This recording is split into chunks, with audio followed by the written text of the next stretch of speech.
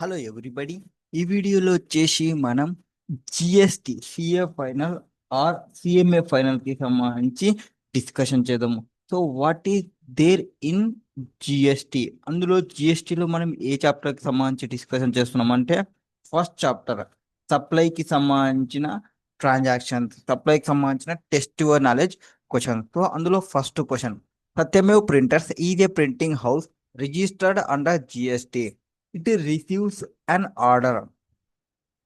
So it receives an order for printing 5,000 copies of books on yoga and meditations authored by a well-known yoga guru. The content of the book is provided by yoga guru to Satyamev printers. So ఇక్కడ printing వాళ్ళు ఒకరు ఉన్నారు and it side ఒక yoga person ఉన్నాడు. So ఒక printer and ఒక yoga person మధ్యలో dealing జరుగుతుంది. సో ఇతను కంటెంట్ ని ప్రొవైడ్ చేస్తారు ప్రింటర్ వాళ్ళకి. వాళ్ళు ఆ కంటెంట్ ని తీసుకొని ప్రింట్ ప్రొవైడ్ చేయాలి. ఇక్కడ సత్యమే వాళ్ళే వాళ్ళ యొక్క ఓన్ పేపర్స్ ని యూజ్ చేసి ప్రొవైడ్ చేస్తారు. And you are required to determine the rate of GST applicable on supply of printed books by Satyamay printers, assuming that rate of GST applicable on service is 18%. ఒకవేళ service అయితే 18% ఉంటుంది. Where has the rate of GST applicable on supply of goods, ఏవైతే papers ఉన్నాయి కదా ఇవి goods కిందకి వస్తాయి. So అది వచ్చేసి 12% వస్తుంది. ఇప్పుడు మనం ప్రొవైడ్ చేయాలి. First of all section 2 clause 30 ఏం చెప్తుంది, ఇక్కడ వచ్చేయండి. సెక్షన్ 2 క్లాస్ 30 ఏదాని గురించి మాట్లాడుతుంది, కాంపోజిట్ సప్లై గురించి మాట్లాడుతుంది. కాంపోజిట్ సప్లై అంటే ఏమి, supply made by a taxable person to a recipient consisting of 2 or more taxable supplies of goods or more. ఎప్పుడైతే ఒక సప్లై జరుగుతుంది, ఆ సప్లైలో ట్యాక్సబుల్ సప్లై ఆఫ్ గూడ్స్ కానీ సర్వీసెస్ కానీ 2 or more ఉంటే, 2 or more ఏంటివి ట్యాక్సబుల్ సప్లై. సో సింగిల్ సప్లైలో 2 or more ట్యాక్సబుల్ సప్లైస్ కానీ ఉంటే వాటిని మనం ఏమంటాము, కాంపోజిట్ సప్లై అంటాము. అండ్ ఇక్కడ న్యాచురల్లీ బండిల్ కావాలి, ఈ సర్వీసెస్ అన్ని న్యాచురల్లీ బండిల్ కావాలి and supply in connection with ordinary course of business జరిగితే, సో ఈ యాజ్ పర్ సెక్షన్ 2 క్లాస్ 30 ప్రకారంగా దాన్ని కాంపోజిట్ సప్లై అంటాము. ఇక్కడ కాంపోజిట్ సప్లై జరిగితే అంటే ఏం జరుగుతుంది, సప్లై ఆఫ్ బుక్స్, పాంప్లెట్స్ కానీ, బ్రోచర్స్ కానీ, ఎన్వలప్స్ కానీ, యాన్యువల్ రిపోర్ట్స్ కానీ, కార్టూన్స్ కానీ, బాక్సెస్ కానీ, ఇట్లాంటివన్నీ ఏవేవి కానీ ప్రింటెడ్ చేస్తున్నాం అనుకోండి. ఏదంతా ప్రింట్ చేస్తుంటాము, విత్ లోగోస్ తీసుకొని, లేదా వాళ్ళ యొక్క డిజైన్ తీసుకొని, వాళ్ళ యొక్క నేమ్ తీసుకొని, వాళ్ళ యొక్క అడ్రస్ తీసుకొని, ఆర్ వాళ్ళ యొక్క అదర్ కంటెంట్ ఏమన్నా తీసుకొని ఎవరు సప్లై చేస్తున్నారు, రిసిపియంట్ గానే సప్లై చేస్తే, అంటే మనకి ఇట్లా ఎవరు గురు వాళ్ళు సప్లై చేస్తుంటారు, యోగా గురువు వాళ్ళు సప్లై చేస్తుంటారు. సో అట్లా సప్లై చేస్తున్న వాటికి సంబంధించి యాజ్ పర్ సెక్షన్ 2 క్లాస్ 90 అని చెప్తుంది. ఇక్కడ ఒక ప్రిన్సిపల్ సప్లై ఏంది అనేది చూడాలి. ప్రిన్సిపల్ సప్లై అంటే సప్లై ఆఫ్ గూడ్సా ఆర్ సర్వీసా, ఏది ప్రిడామినెంట్ ఎలిమెంట్ ఉంది అంటే composite supply predominant higher category ఏముంది, and to which any other supply of forming part, దానికి సంబంధించి రిమైనింగ్ అన్ని యాన్సిలరీ కావాలి. అట్లాంటి కేసెస్లో ఆ సర్క్యులర్ ప్రకారం ఏం చెప్తుంది, ప్రింటింగ్ ఆఫ్ బుక్స్ కానీ, పాంప్లెట్స్ కానీ, బ్రోచర్స్ కానీ, యాన్యువల్ రిపోర్ట్స్ కానీ, ఇవన్నీ ఏం చేస్తున్నాం, ఓన్లీ కంటెంట్ అనేది ఎవరు పబ్లిష్ చేస్తున్నారు, పబ్లిషర్ వాళ్ళు. సో ఈ గురువు వాళ్ళు ప్రొవైడ్ చేస్తున్నారు, ప్రింటింగ్ గురువు వాళ్ళు ప్రొవైడ్ చేస్తున్నారు. ఆర్ ద పర్సన్స్ ఎవరైతే యూజ్ చేసుకుంటారో ఆ right to the intangible inputs ని ప్రొవైడ్ చేస్తుంటారు, including papers used by printing వాళ్ళు ప్రొవైడ్ చేస్తుంటే ఇది ఏమొస్తుంది, సప్లై ఆఫ్ ప్రింటింగ్ అనేది మనకి ప్రిన్సిపల్ సప్లై వస్తుంది. అండ్ మేజర్గా కాన్స్టిట్యూట్ వచ్చేసి సర్వీస్ కింద వచ్చేస్తుంది. సర్వీస్ కింద ఉంది అంటే దాని యొక్క రేట్ ఏం తీసుకోవాలి, 18% తీసుకోవాలి.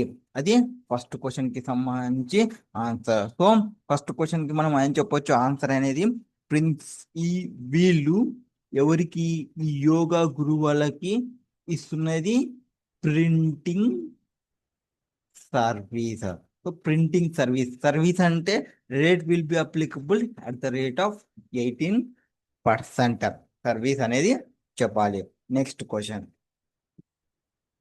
Sudama Associates, a registered supplier, disposes the computer owned by the business without consideration, as it has not claimed input tax credit on such computer. Examine whether the disposal of computer by Sudama Associate qualifies as deemed supply under Schedule 1 to the Chart CGST Act 2017 ప్రకారంగా. ఇక్కడ ఏమంటున్నారు, సుధామా అనే వాళ్ళు ఉన్నారు, registered supplier వాళ్ళు, వాళ్ళ యొక్క computer ఉంది, వాళ్ళని డిస్పోజ్ చేస్తున్నారు. So as per section 71C ప్రకారంగా ఏది అంతే. So second question second question ఏం చెప్తున్నారు, ఏదాని ప్రకారం పోలి సెక్షన్ 71C ప్రకారంగా సి వచ్చిందంటే కన్సిడరేషన్ అనేది మ్యాండేటరీ కాదు. సో కన్సిడరేషన్ అనేది మ్యాండేటరీ కాదు. ఇక్కడ పర్మనెంట్ ట్రాన్స్ఫర్ చేసిన ఆ డిస్పోజల్ ఆఫ్ బిజినెస్ అటాచ్ జరిగిన వాటిని మనం సప్లైగానే ట్రీట్ చేసుకుంటాం. Even though there is no consideration లేకున్నప్పటికీ. However, this provision would apply only if ITC input tax credit ని వాళ్ళు అవైల్ చేసి ఉంటే ఆ సెట్ పైన, అప్పుడు మాత్రమే ఈ ప్రొవిజన్ అనేది అప్లికబుల్ అవుతుంది. సెక్షన్ 71C ఏం చెప్తుంది, సెక్షన్ 71C పర్మనెంట్ ట్రాన్స్ఫర్ జరిగిన ఆ డిస్పోజర్ ఆఫ్ బిజినెస్ అసెట్ జరిగిన వాటిని కూడా మనము సప్లైగానే తీసుకుంటాము వితౌట్ కన్సిడరేషన్ అయినప్పటికీ. ఎప్పుడు అంటే ఆ ప్రొవిజన్కి ఖచ్చితంగా వాళ్ళు ఐటీసీని క్లెయిమ్ చేయాలి. ఐటీసీని క్లెయిమ్ చేసినారా మన వాళ్ళు, సుధామా ఎంటర్ప్రైజ్ వాళ్ళు, కన్సిడరేషన్ లేదు, నాట్ క్లైమ్డ్ ఐటీసీ. సో ఐటీసీని వాళ్ళు క్లెయిమ్ చేయలేదు కాబట్టి there four the disposal of computer by Sudhama associate not a supply కాదు బాబు అని చెప్పడమే. Next, Shivaji private limited, a registered supplier, supply the following goods and services for construction of building. ఏం జరుగుతుంది ఇక్కడ, ఒక బిల్డింగ్ అనేది కన్స్ట్రక్షన్ జరుగుతుంది, వాటికి సంబంధించి అతను ఏం ప్రొవైడ్ చేస్తున్నాడు, కొన్ని గూడ్స్ ని కొన్ని సర్వీసెస్ ని ప్రొవైడ్ చేస్తున్నారు. ఫర్ ఎగ్జాంపుల్ ఫస్ట్ లాస్ట్కి వస్తే సారీ వద్దులేండి. So excavators for required period at per hour rated provide చేస్తున్నారు. సో అతను ఏమేమి ప్రొవైడ్ చేస్తున్నాడు, గూడ్స్ సర్వీసెస్ ప్రొవైడ్ చేస్తున్నారు. సో ఎక్స్కవేటర్ ని ప్రొవైడ్ చేస్తున్నారు, పర్ అవర్ కి చార్జ్ చేస్తున్నాడు. Manpower for operation of excavator, అంటే ఈ ఎక్స్కవేటర్ ఒక మిషన్ పెడుతున్నాడు, ఆ మిషన్ కి హైరింగ్ ఛార్జెస్ కలెక్ట్ చేస్తున్నాడు. ఆ హైరింగ్ ఛార్జెస్ కలెక్ట్ చేస్తున్నప్పుడు తర్వాత ఆ మిషన్ ని వర్క్ చేయడానికి పర్సన్స్ కావాలి కదా, వాళ్ళకి పర్ డే ప్రకారంగా క్యాలిక్యులేషన్ చేస్తున్నాడు. Next soil testing and seismic evaluation per sample rate లో చెక్ చేస్తున్నారు. The excavator are invariably hired out along with operators. కావాలనుకుంటే అలాంగ్ విత్ ఆపరేటర్స్ కొన్ని వాళ్ళు ఈ ఎక్స్కవేటర్ ని ప్రొవైడ్ చేస్తారు. So similarly excavator operators are supplied only when the excavator is hired out. So operators అయితే only excavator పోయినప్పుడు మాత్రమే వస్తారు.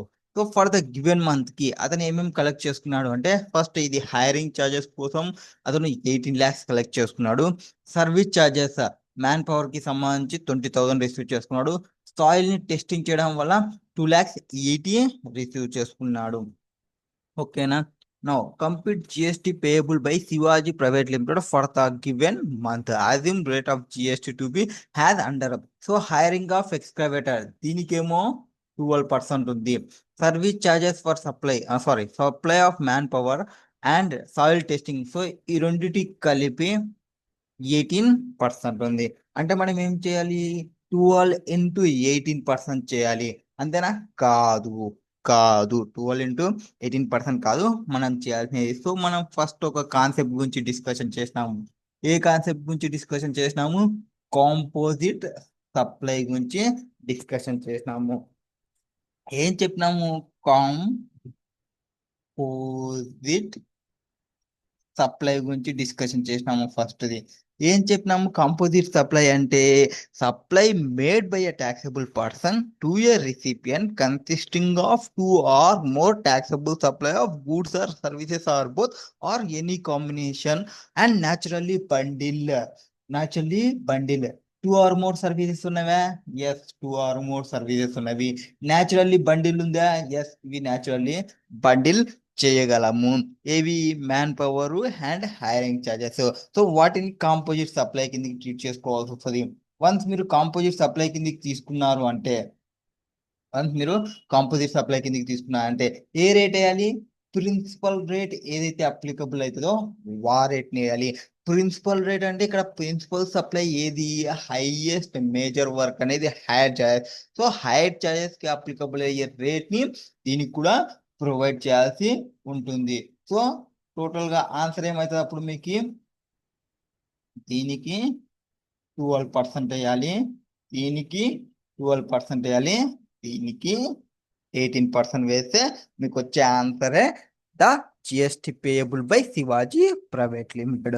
ఎందుకు ఇక్కడ ఎక్స్కవేటర్ అనేది invariably hired out along with operator and excavator operators are supplied only ఎప్పుడైతే ఉంటుందో, only when excavator is hired out. So దీన్ని కాంపోజిట్ సప్లై అన్నాము. ఏదాని ప్రకారంగా? సెక్షన్ 2 క్లాస్ 30 ప్రకారంగా అన్నప్పుడు supply of manpower excavator అనేది ట్యాక్సబుల్ వచ్చేది as per same rate applicable to principal supply. Principal supply hire charges కాబట్టి హైర్ చార్జెస్ అప్లికబుల్ అయ్యే రేట్ మ్యాన్ పవర్ కి కూడా అప్లికబుల్ అవుతుంది. That is question number 3rd. Next question number 4th. What is there in question number 4th? Mister Kanjilal Adani is an oil exploration and production contractor and he is registered under GST in the state of Gujarat. So ఎక్కడ register అయినాడు అతను? గుజరాత్ లో register అయినాడు. ఈ entered into A production sharing contract with government of Gujarat. ఏమైంది ఇక్కడ? Production sharing contract లో enter అయినాడు. ఎవరితోని? గవర్నమెంట్ ఆఫ్ గుజరాత్ తోని. వేర్ ఇన్ ఈ gets A license to explore or exploit and sell the petroleum crude and natural gas from the government in Alibet oil field in lieu of royalty and share in profit petroleum. So licence వస్తుంది. ఆ licence తో ఆ petrol ని extract చేసి, natural gas ని extract చేసి అతను sale చేయొచ్చు. In the month of June, Mr. Kanjilar Adani explored the petroleum reserves at Alibet oil fields. He got a portion of petroleum slit. అంటే పెట్రోలియం అనేది నాన్ టాక్సబుల్. ఎంత worth వచ్చింది అతనికి? 3 lakhs వచ్చింది. ఎంత వచ్చింది? 3 lakhs as a part of compensation. ఏమొచ్చింది? As a part of compensation. And this petroleum slit is part of cost petroleum as per the contract entered with the government. So examine the taxability in the petroleum fleet is part of cost petroleum as per the contract entered in the contract. అంటే cost petroleum ఏదైతే receive చేసుకున్నాడో ఎవరు? కంజీలాల్ వాళ్ళు. Examine the taxability of the petroleum fleet received by Kanjilal Adani under the GST. So ఏదైతే cost కోసమే receive చేస్తున్నాడు కాబట్టి అతనికి ఎటువంటి ట్యాక్స్ లయబిలిటీ అనేది రాదు. ఫస్ట్ ఇక్కడ ఏం జరుగుతుంది? ఆన్సర్ చూసుకుంటే కంజిలాల్ అనే పర్సన్ వాడు ఇతను ఏం చేసుకున్నాడు? కంపెన్సేషన్ ని రిసీవ్ చేసుకుంటున్నాడు. ఎవరు? Kanjilal Adani. In the form of, ఎట్లా రిసీవ్ చేసుకున్నాడు? In the form of petroleum slit. ఏ దానిల ప్రకారం తీసుకుంటున్నాడు? పెట్రోలియం స్లిట్ల ప్రకారం తీసుకుంటున్నాడు. So petroleum slit as per the contract with the government of Gujarat. ఆ పెట్రోలియం స్లిట్ ఏది? పార్ట్ ఆఫ్ కాస్ట్ కి సంబంధించి. కాబట్టి ద కాస్ట్ ఆఫ్ పెట్రోలియం అనేది మనము not consider have a consideration received by oil exploration కానీ ఆర్ ప్రొడక్షన్ ఆఫ్ కాంట్రాక్టర్ కానీ for the services provided to government. ఇక్కడ ఎవరికి ప్రొవైడ్ చేస్తున్నారు? ఒక పర్సన్ టు గవర్నమెంట్ కి ప్రొవైడ్ చేస్తున్నారు. కాస్ట్ రిలేటెడ్ క్యాలిక్యులేషన్ చేసిన కాబట్టి కన్సిడరేషన్ అట్లా తీసుకోకూడదు. So the reason same that contractor carry చేస్తే ఏది? Exploration and production of petroleum for themself, వాళ్ళ కోసమే చేసే, and not a service to government అయితే they had acquired the right to explore, exploit and sell petroleum in lieu of royalty and share of petroleum. So consequently ఏమవుతుంది? Cost of petroleum ఏదైతే రిసీవ్ చేసుకుంటాడో by mister Kanjilal Adani is not taxable under జిఎస్టిని ట్యాక్సబిలిటీలోకి రాదు. Next question. Angad Private Limited is engaged in the business of distribution of construction material. ఏం చేస్తున్నావు ఇక్కడ? ఎందులో ఉన్న business? Engaged in the business of distribution of construction business లో అతను ఉన్నాడు. Okay, no problem. అండ్ అతను ఏం చేస్తున్నాడు? బిజినెస్ చేస్తూ as an incentive Angad private limited pays ఏం చేసింది? పే చేసింది. ఎంత?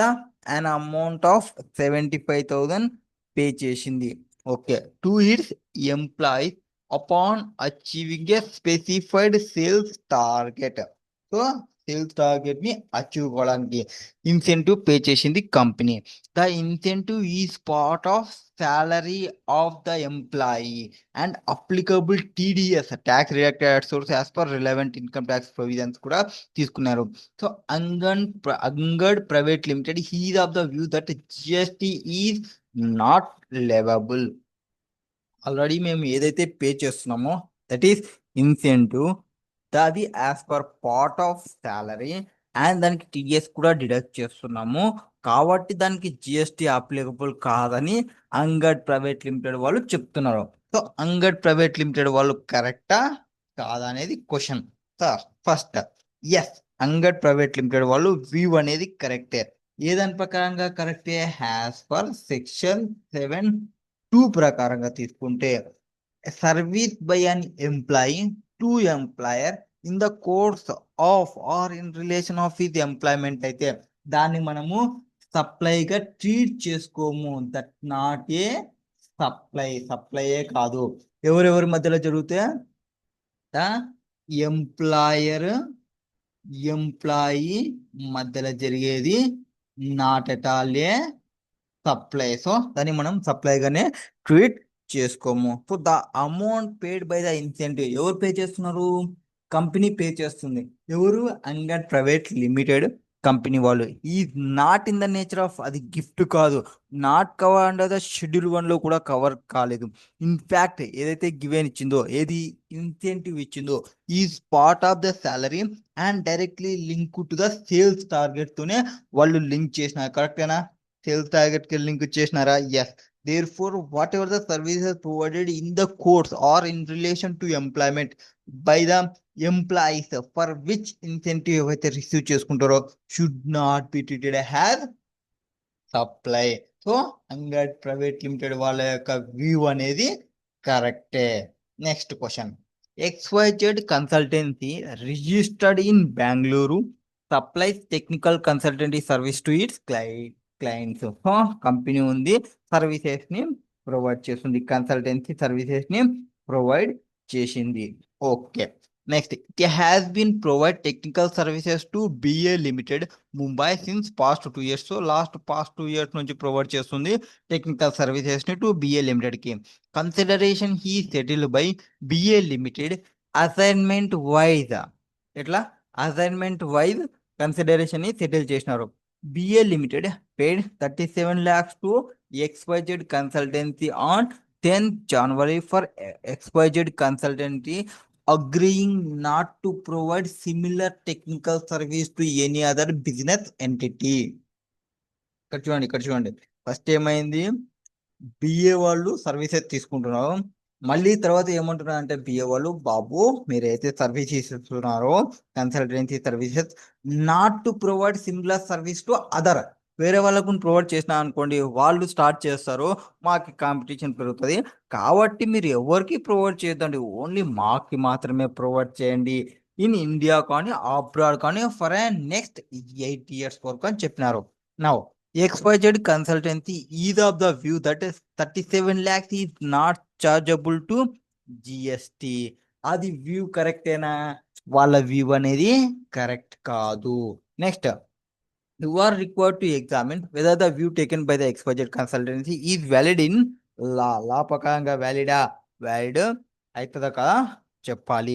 అండ్ తర్వాత it may be noted that BA limited is not ready to pay any further amount to XYZ consultancy in addition to the amount already agree అయిన దానికి ఇంకా ఏమి pay చేయాల్సిన అవసరం అనేది లేదు.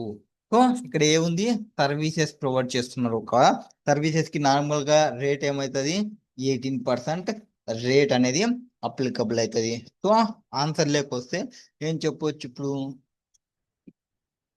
So question number 61. ఫస్ట్ ఎవరున్నారు, ఎక్స్ వై జెడ్ వాళ్ళు ఉన్నారు, ఇటులో బి ఏ వాళ్ళు ఉన్నారు. వీళ్ళకి సర్వీస్ ప్రొవైడ్ చేస్తున్నారు, వీళ్ళకి అమౌంట్ పే చేస్తున్నారు 37 lakhs. సో ఒక సర్వీస్ ని ప్రొవైడ్ చేస్తున్నారు, ప్రొవైడింగ్ ద సర్వీస్ అగ్రి అయినారు, ఆబ్లిగేషన్ టు రిఫండ్ ఎవరికి ప్రొవైడ్ చేయడం అని, కానీ అగేన్స్ట్ దానికోసం కన్సిడరేషన్ అనేది రిసీవ్ చేసుకున్నారు 37 lakhs. So what ever services you are providing, that will be treated as supply, and whatever amount received is treated as consideration. దీన్ని supply కింద ట్రీట్ చేసుకుంటాము, దీన్ని కన్సిడరేషన్ కింద ట్రీట్ చేసుకుంటాము. So GST will be liable. But ఇక్కడ question ఏమంటే వాళ్ళు clear చెప్తున్నారు, దీనికి మించి మేము ఇంకా ఏం పే చేయం బాబు అంటున్నారు. కాబట్టి జిఎస్టి అప్లికబుల్, అందులో సర్వీస్కి ఎంత పర్సెంటేజ్, 18% అప్లికబుల్ అవుతుంది. ఇప్పుడు జిఎస్టి వాళ్ళు పే చేయరు, ఎవరు, బిఏ వాళ్ళు మళ్ళీ 37కి అడిషన్ గా పే చేయరు. So then we will consider ఇది 37 ఇంక్లూజివ్ ఆఫ్ 37 కన్సిడర్ చేసుకోవాలి. అప్పుడు ఏమవుతుంది, 37 lakhs ఇంటూ 18 డివైడ్ బై 118 వేసినామంటే you will get the GST amount, whatever it may be, that GST amount. So since GST has not taken separately covered for the supply key, consideration is considered as inclusive of GST and consider చేసుకోవాలి. That is the answer for it. So first మనం ఏం చెప్పాలి, you are required to examine whether the view taken by XYZ consultancy తీసుకున్న view తప్పు, and వాళ్ళు ఏ amount pay చేయరన్నారు కాబట్టి ఈ 37 lakhs లోనే ఇంక్లూజివ్ ఉందని చెప్పాలి. సో 37 ఇంటూ ఈ సర్వీస్ కాబట్టి 18/118 చేస్తే మీకు ఆన్సర్ వచ్చేస్తుంది. That is the question number 61. Next question number 7th one. What is there in 7th question? Moksha Bhumi Industries has its manufacturing unit in the state of Maharashtra. So Maharashtra వాళ్ళకు unit ఉందంట. It store the finished goods manufactured by it at a depot located in the state of Gujarat. ఏమంటున్నారు, manufacturing unit ఉంది, దానికి finished goods manufacture చేస్తారు, depot located in the state of Gujarat లో. The depot is owned by Punyabhumi limited, and a related person to Moksha Bhumi industries. So ఇక్కడ ఎవరెవరు ఉన్నారు, మోక్ష భూమి, పుణ్యభూమి, ఎంపి ఇద్దరు పర్సన్స్ ఇన్వాల్వ్ అయినారు. పుణ్యభూమి has not charged any consideration from మోక్ష Bhumi industries for usage of depot for storage of purpose. వీళ్ళు వాళ్ళు మ్యానుఫ్యాక్చరింగ్ చేసి ఆ ఫినిష్డ్ గూడ్స్ ని వీళ్ళ దానిలో పెడతారు, వీళ్ళ దానిలో పెట్టినా వీళ్ళు ఎటువంటి అమౌంట్ అనేది చార్జ్ చేయడం లేదు. అండ్ వాళ్ళు ఇద్దరు రిలేటెడ్ పర్సన్స్ అని ఇక్కడ చెప్పినారు. whether the storage of goods permitted by Punyabhoomi limited to Moksha భూమి క్వాలిఫై హ్యాస్ సప్లై, అది క్వాలిఫై అవుతుందా, కన్సిడరేషన్ అనేది లేకున్నా కూడా అనేది ఇక్కడ question. So first of all మనం ఇక్కడ అర్థం చేసుకోవాల్సినది ఏమి అంటే, 7th క్వశ్చన్, మోక్ష భూమి, పుణ్య భూమి వీళ్ళు ఏం పంపిస్తారు, ఫినిష్డ్ గూడ్స్ పంపిస్తారు, ఏదాని కోసం, స్టోర్ చేయమని. వీళ్ళు స్టోర్ చేసిన దానికి అమౌంట్ ఏమన్నా తీసుకుంటారా అంటే అమౌంట్ ఏమి చార్జ్ చేయడం లేదు. బట్ వీళ్ళ మధ్యలో ఉంది ఒకటి రిలేషన్షిప్, రిలేటెడ్ పార్టీస్. వెన్ అప్పుడు రిలేటెడ్ పార్టీ అయినప్పుడు సెక్షన్ 7(1)(c) అనేది వచ్చేస్తుంది. Section 7(1)(c) read with schedule 1 ఏం చెప్తుంది, section 7(1)(c) read with schedule 1, supply of goods or services both between related persons, ఎవరి మధ్యలో, రిలేటెడ్ పర్సన్స్ మధ్యలో గాన జరిగితే, దట్ రిలేటెడ్ పర్సన్ మిడిల్లో జరిగినప్పుడు 7(1)(c) అన్నాము. సో 7(1)(c) అంటే consideration is not mandatory, so without consideration. But ఇది ఏదాని ప్రకారం ఉండాలి, when made in the course or further business అయ్యింటే దాన్ని ట్రీట్ చేస్తాం మనము సప్లైగా ట్రీట్ చేయాల్సిందే. So furtherance of course of business ఉండాలి అండ్ సప్లై జరుగుతుండాలి. కన్సిడరేషన్ లేకున్నా కూడా మనము కన్సిడర్ చేస్తాము యాజ్ ఏ సప్లైగా. సో వీళ్ళు మోక్ష భూమి పుణ్యభూమి వీళ్ళిద్దరి మధ్య రిలేషన్షిప్ ఉంది కాబట్టి, ఏది రిలేటెడ్ పార్టీస్ కాబట్టి, రిలేటెడ్ పర్సన్స్ అన్నారు కాబట్టి, కన్సిడరేషన్ లేకున్నా కూడా we will be treated as a సప్లైగా ట్రీట్ చేయాలి. ఏ సెక్షన్ వస్తుంది? Section 7(1)(c) read with schedule 1 ప్రకారంగా. Next question, 8th question. Rob, shareholding limited, an approved intermediary, has entered into an agreement wherein certain securities were to be lent to Dhan Bank. So ఒక intermediary వాళ్ళు ఉన్నారు, వాళ్ళు ఒక agreement అంటే అవుతున్నారు ఎవరితోని? Dhan bank వాళ్ళతోని under securities lending scheme 1997. Dhan bank shall pay specified lending fee. ఏం పే చేస్తుంది? ఆ షేర్స్ ని పెట్టుకున్న దానికోసము లెండింగ్ ఫీని పే చేస్తుంది against such lending of securities to it. Explain the taxability of the transactions involved in the securities lending scheme. నార్మల్గా securities lending scheme ఇవి 1997 ఏం చెప్తారంటే facilitate the lending and borrowing of the security. First ఈ scheme కింద ఏం provide చేస్తాము? Securities ని lending చేయడం, బారోయింగ్ చేయడం అనేది ప్రొవైడ్ చేస్తుంది. నార్మల్గా సెక్యూరిటీస్ అంటే ఏమి? Neither covered in the definition of goods. అది గూడ్స్ కాదు, సర్వీస్ కూడా కాదు. సెక్యూరిటీస్ అయితే ఇవి సెక్యూరిటీస్ అయితే గూడ్స్ లో రాలేదు, సర్వీస్ లో కాలేదు. So there four the transaction in securities లో జరిగితే, డిస్పోజల్ జరిగితే దాన్ని సప్లైగా ట్రీట్ చేయము. ఎప్పుడు? సెక్యూరిటీస్ లో జరిగితే ఎందుకు సప్లైగా ట్రీట్ చేయము? Supply of securities is not a good or it not a service కాబట్టి దాన్ని సప్లైగా ట్రీట్ చేయము. హౌఎవర్ సెక్యూరిటీ లెండింగ్ స్కీమ్ లో does not treat lending of securities as a disposal of securities కానీ or therefore exclude from the definition of services ఏమన్నా provide చేస్తే. Sale of securities, purchase of securities, no problem, no issues, is completely excluded from the services. But ఎప్పుడైనా services provide చేస్తే ఆ services కి will taxable GST. ఇక్కడ supply of security జరిగితే no problem, supply of securities కాదు, ఆ securities ని hold చేసుకోవడానికి వాళ్ళు సర్వీస్ ఫీ అంటే it is like a securities paper ని బ్యాంక్ లాకర్ లో పెట్టుకుని లాకర్ ఫీని కలెక్ట్ చేసుకుంటున్నట్టు. సో ఇక్కడ లెండింగ్ చేసి లెండింగ్ ఫీని కలెక్ట్ చేసుకుంటున్నారు. సో సర్వీస్ అనేది ప్రొవైడ్ చేస్తున్నారు. బారోవర్ సెక్యూరిటీస్ కి సంబంధించి కన్సిడరేషన్ ఉంది కాబట్టి taxable under GST. So the activity of intermediary facilitating lending and borrowing of security for commission or fee also taxable separately. Sale of security or purchase of security అయితే not a supply. ఆ securities ని పెట్టుకోవడానికి, lending చేయడానికి, borrow చేయడానికి ఏదైతే fee charge చేస్తున్నామో it will be taxable under GST. That is question number 8th one. Next question 9th one. ఏముంది 9th one లో? Krishnadas is a trader based in India. ఎవరు? కృష్ణదాస్ అనే పర్సన్ ఉన్నాడు, అతను ఒక trader. Okay, no problem. Ram Krishna brother of Krishnadev is located in China. So ఎవరు? రామకృష్ణ అనే person ఉన్నాడు, కృష్ణకి బ్రదరు. అతను ఎక్కడున్నాడు? చైనాలో ఉన్నాడు. సో అదర్ కంట్రీలో, which is not taxable area.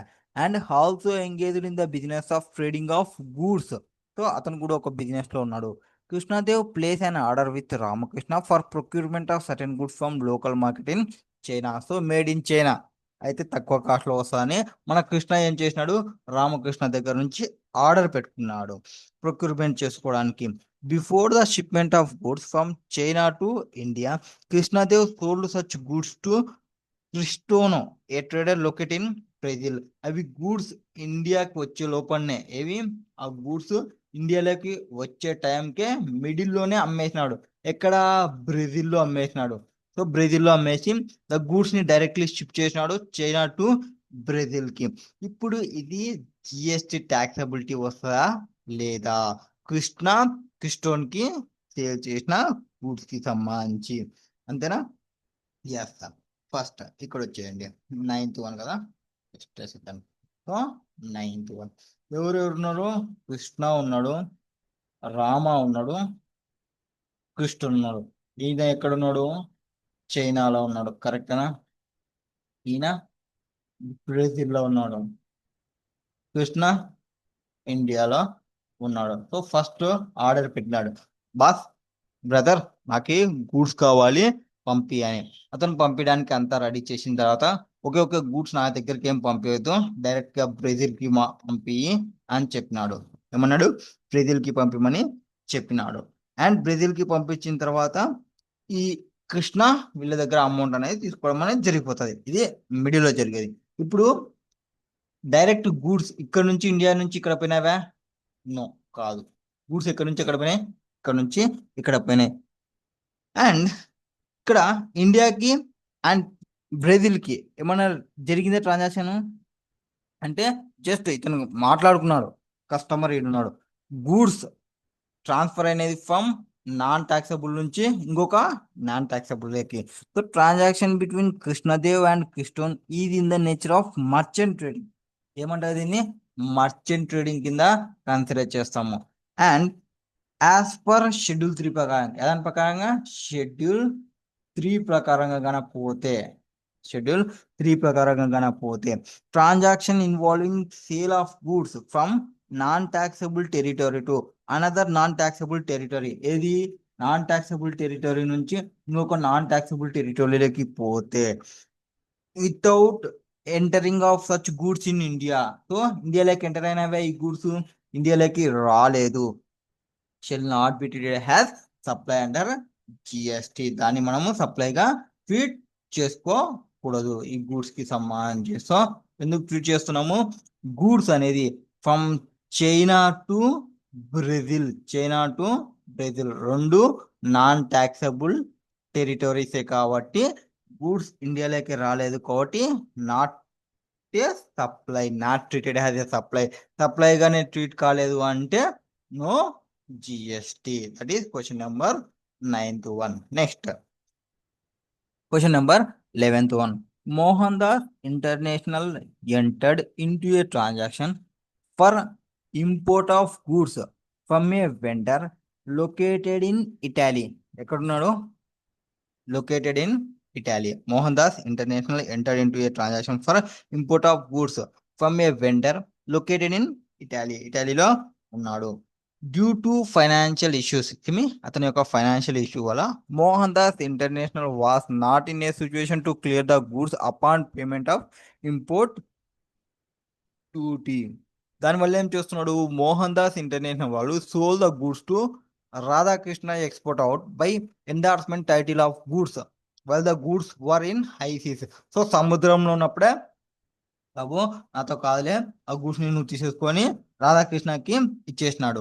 The agreement further provide that Mohan Das international shall purchase back the goods in future from Ramakrishna export house. ఒకవేళ నాకు కావాల్సి ఉంటే మళ్ళీ నేను కొనుక్కుంటా కానీ ఇప్పటికైతే గూడ్స్ తీసేసుకొని చెప్పినాడు. ఎవరు? మోహన్ దాస్ రాధాకృష్ణకి చెప్తున్నాడు. Okay, discuss the taxability of the transaction. చెప్తున్నాడు discuss the taxability of transaction involved under GST. So దీనికి జిఎస్టి అనేది అప్లికబుల్ అవుతుందా కాదా అనేది మనం చెప్పాలి. ఫస్ట్ ట్రాన్సాక్షన్ లేకొస్తే ఏదాని ప్రకారం పోవాలి మనము? Sorry, question number 10th one అనుకుంటా. Yes, 10th one. ఎవరెవరు ఇన్వాల్వ్ అయినాడు? మోహన్ దాస్ అనే ఒక పర్సన్, ఇంకొక పర్సన్ ఎవరు ఇన్వాల్వ్ అయినాడు? రాధాకృష్ణ అనే పర్సన్ ఇన్వాల్వ్ అయినాడు. ఏం చేసినాడు? ఇక్కడ హైసీ ట్రాన్సాక్షన్ అనేది జరిగింది కాబట్టి షెడ్యూల్ 3 అనేది ఇన్వాల్వ్మెంట్ అయిపోతుంది.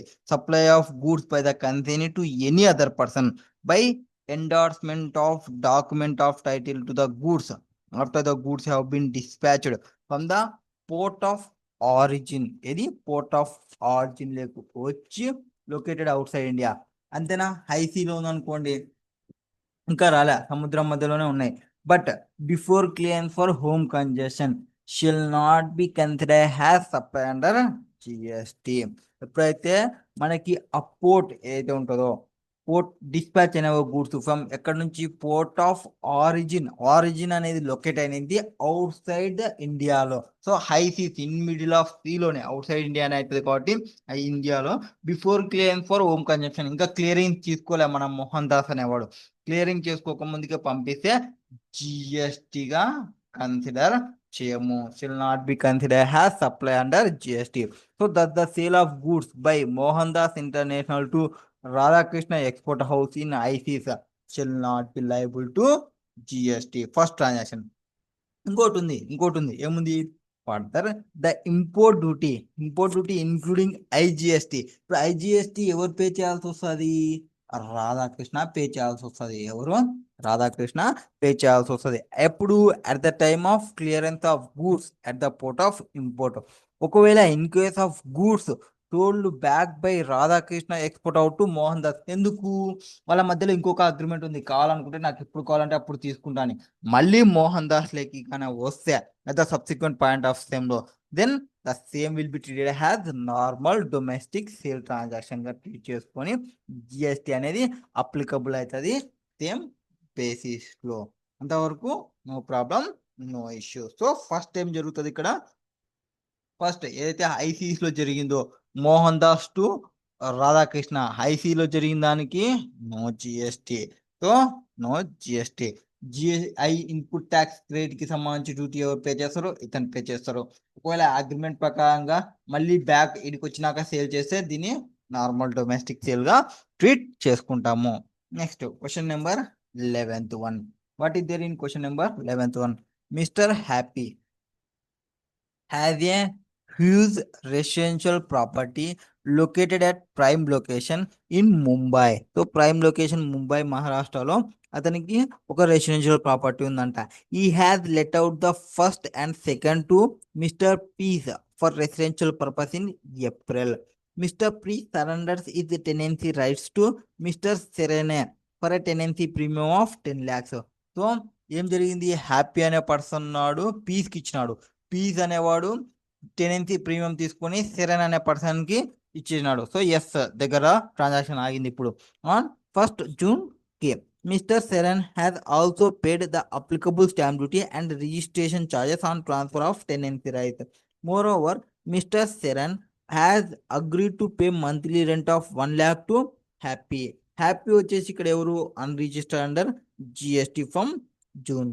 Determine the taxability of the transactions involved in the given case for the month of June. So for the month of June కి ఏం జరుగుతుంది అనేది చెప్పాలి. ఎస్ చెప్దాం. So question number 11th question.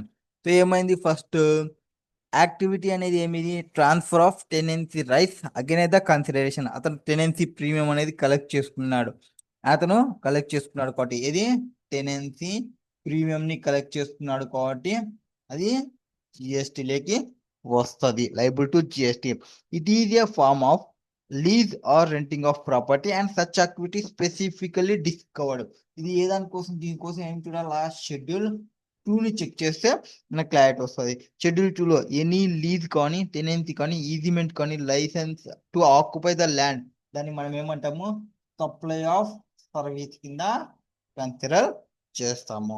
So also ఇక్కడ stamp duty pay చేసిన plus registration charges has been రివీ చేసిన on such transfer of tenancy right కి shall be still subject to జిఎస్టిగా కన్సిడర్ చేసుకోవాల్సిందే.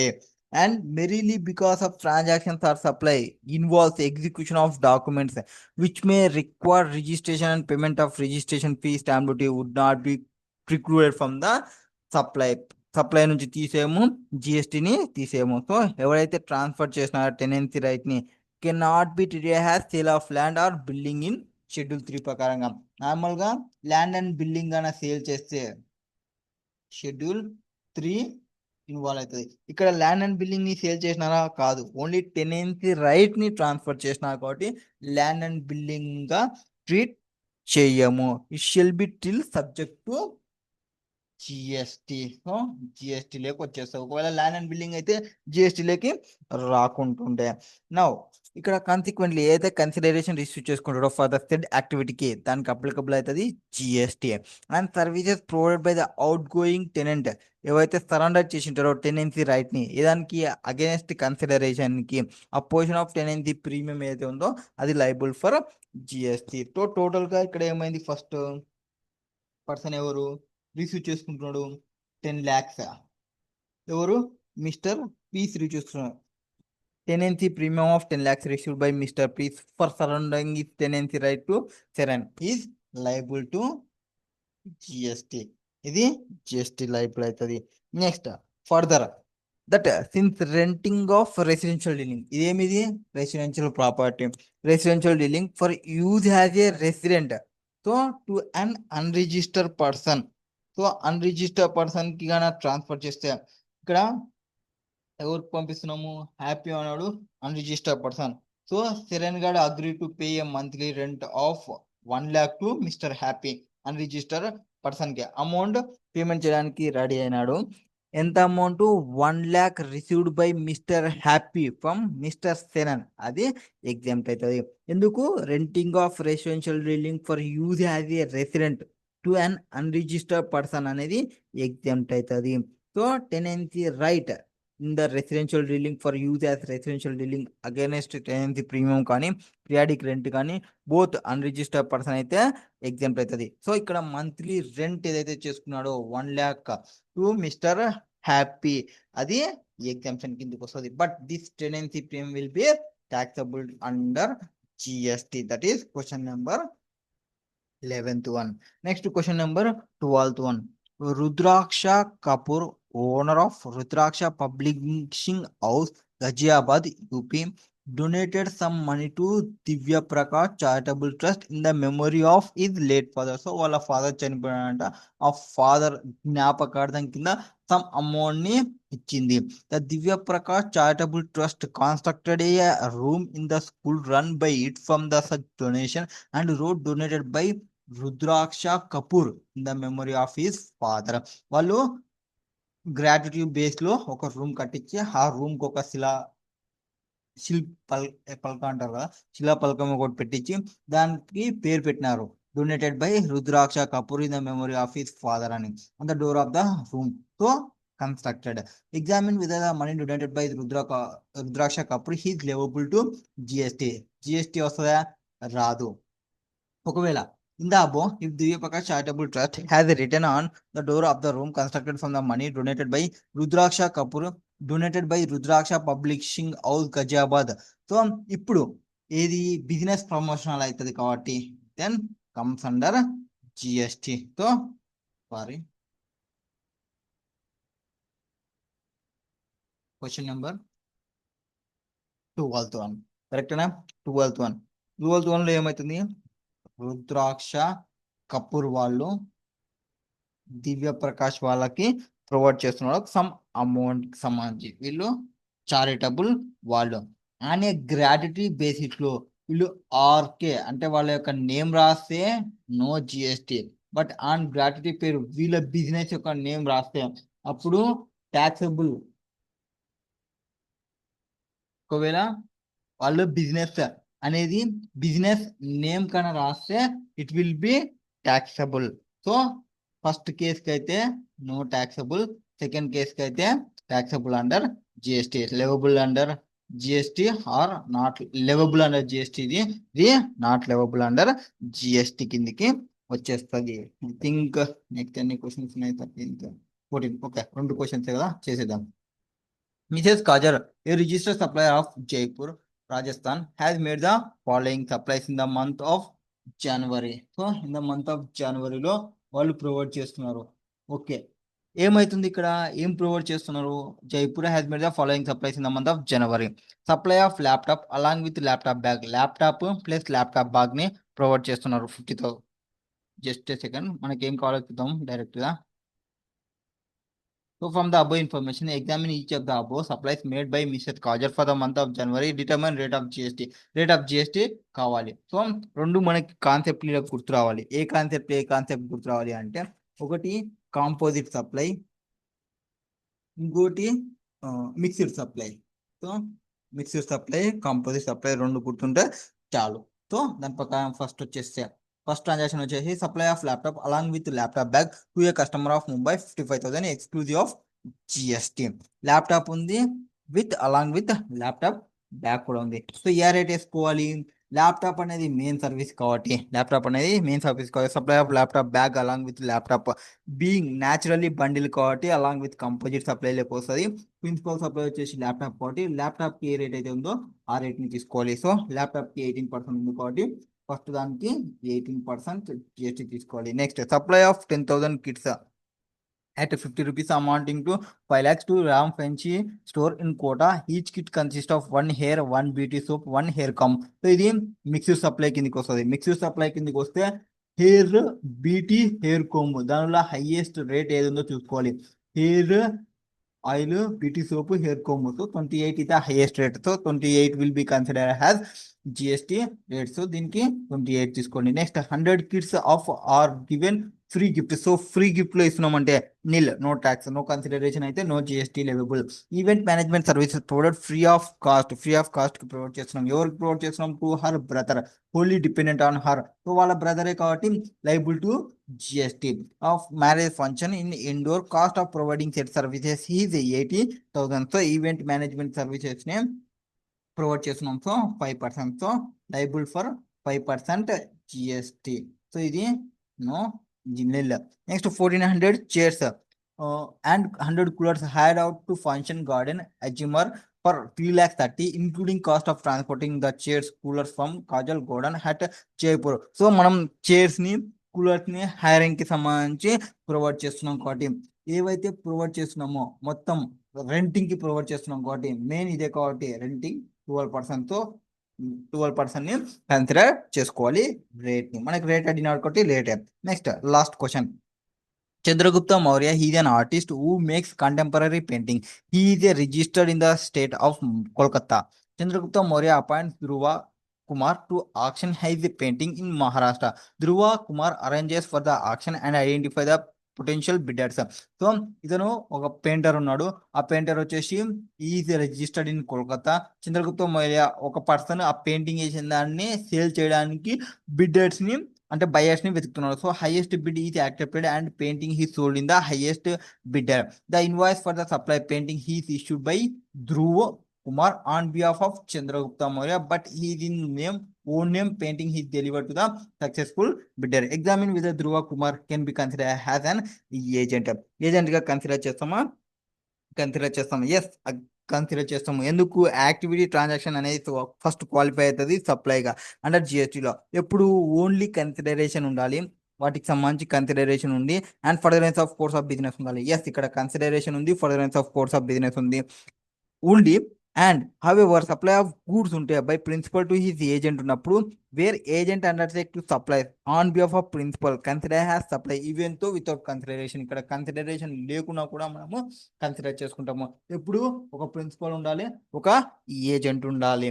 అండ్ ఇక్కడ where the invoice for the furtherance of course of business issued by the agent. ఎవరు?